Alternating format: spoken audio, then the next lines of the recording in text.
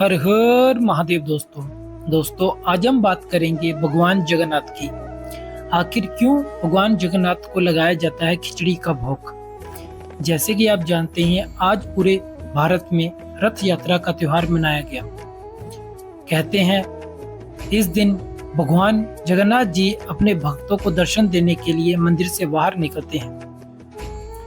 पर आप सभी के मन में एक क्वेश्चन ये जरूर आया होगा कि भगवान जगन्नाथ को हम सब खिचड़ी का ही भोग क्यों लगाते हैं। क्या है इसके पीछे की कथा, आज हम आपको इस वीडियो के माध्यम से बताएंगे। पर वीडियो में आगे बढ़ने से पहले कमेंट बॉक्स में हर हर महादेव लिखना ना भूलें, क्योंकि भगवान का नाम लेने से मन शांत और घर में सुख समृद्धि आती है। हर साल आषाढ़ मास के शुक्ल पक्ष की द्वितीय तिथि को पुरी के जगन्नाथ मंदिर में रथ यात्रा निकलती है। रथ यात्रा का ये सालाना उत्सव 9 दिनों तक चलता है। रथ यात्रा के पहले दिन भगवान के रथ को 5 किलोमीटर तक खींचा जाता है और ये रथ गुड़ीचा मंदिर तक पहुंचाया जाता है, जो भगवान कृष्ण की मौसी का मंदिर है। वहीं जगन्नाथ भगवान 8 दिन तक अपने मौसी के जहां रहते हैं और 9वें दिन यानी देव जश्नी एकादशी के एक दिन पहले आषाढ़ मास की शुक्ल पक्ष की 10वीं तिथि को भगवान जगन्नाथ मंदिर में वापस आ जाते हैं। इस रथ यात्रा को देखने के लिए न केवल देश से बल्कि विदेश से भी भक्तजन आते हैं। लेकिन आप सभी के लिए हम बहुत ही महत्वपूर्ण जानकारी लेके आए हैं कि हम सब भगवान जगन्नाथ जी को भोग लगाते हैं, खिचड़ी का भोग, जो कहा जाता है कि भगवान जगन्नाथ जी का सबसे पसंदीदा भोग है। आखिर क्यों लगाते हैं?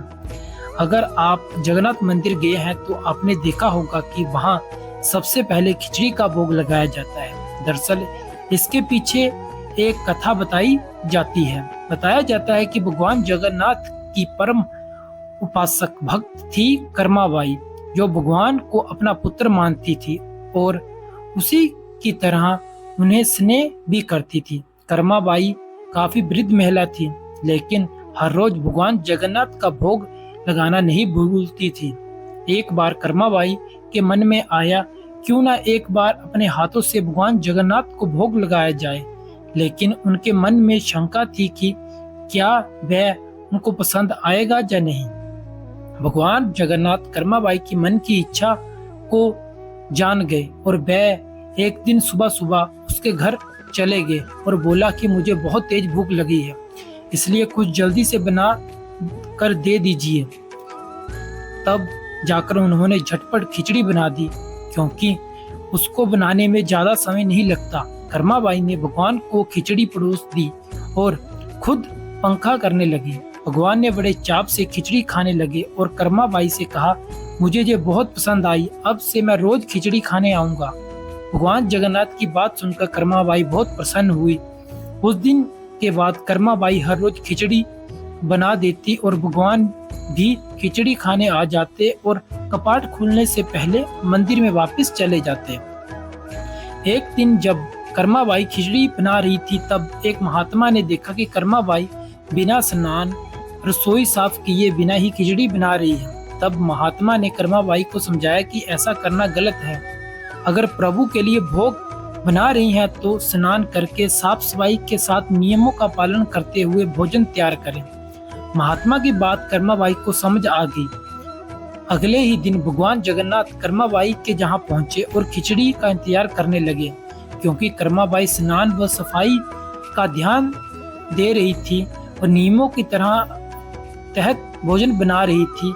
ऐसे में भगवान ने जल्दी जल्दी खिचड़ी खाई और बिना मुंह धोए ही चले गए, क्योंकि कपाट खुलने का समय आ चुका था।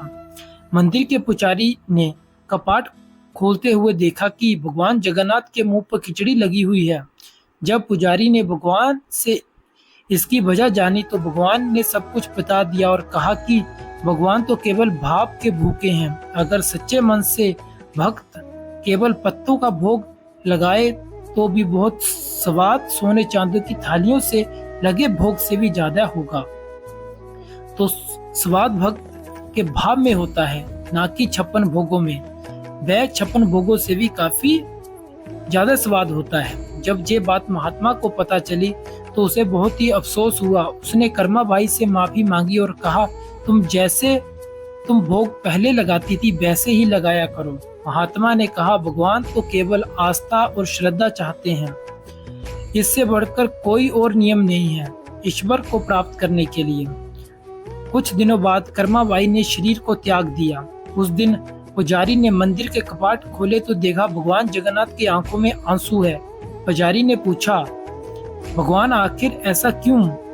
आप क्यों रो रहे हो? तब भगवान जगन्नाथ ने पुजारी को कहा कि आज मेरी माँ कर्माबाई इस लोक को छोड़कर मेरे लोक में आ गई। अब मुझे खिचड़ी कौन खिलाएगा? जिस प्रेम से खिचड़ी बनाती और मुझे खिलाती थी, अब ऐसा कौन करेगा? तब पुजारी ने कहा, हे प्रभु, हम आपको आपकी माँ की कमी महसूस नहीं होने देंगे और आज के बाद से आपके लिए सबसे पहले खिचड़ी का ही भोग लगाया जाएगा। इसके बाद से भगवान जगन्नाथ के लिए हर रोज खिचड़ी बनाई जाती है और इसी का ही भोग लगाया जाता है। तो दोस्तों, ये थी बहुत ही महत्वपूर्ण जानकारी कि आखिर हम सब भगवान जगन्नाथ को क्यों खिचड़ी का भोग लगाते हैं। आई होप आप सभी को ये जानकारी बहुत ही अच्छी लगी होगी, क्योंकि अभी भगवान जगन्नाथ जी का बहुत ही मशहूर त्योहार जो कि रथ यात्रा है, ये 9 दिनों तक चलेगी। ये जगनपुरी में मनाया जा रहा है। इसके तहत बहुत से लोग इसके बारे में जानकारी लेना चाहेंगे। आई होप ये वीडियो उनके लिए बहुत ही महत्वपूर्ण होगी। दोस्तों, अगर आपको हमारी ये वीडियो अच्छी लगी हो तो हमारी वीडियो को लाइक करें, चैनल को सब्सक्राइब करें और वीडियो को ज़्यादा से शेयर करें। कमेंट बॉक्स में हर हर महादेव लिखना ना भूलें, क्योंकि भगवान का नाम लेने से मन शांत और घर में सुख समृद्धि आती है। हर हर महादेव।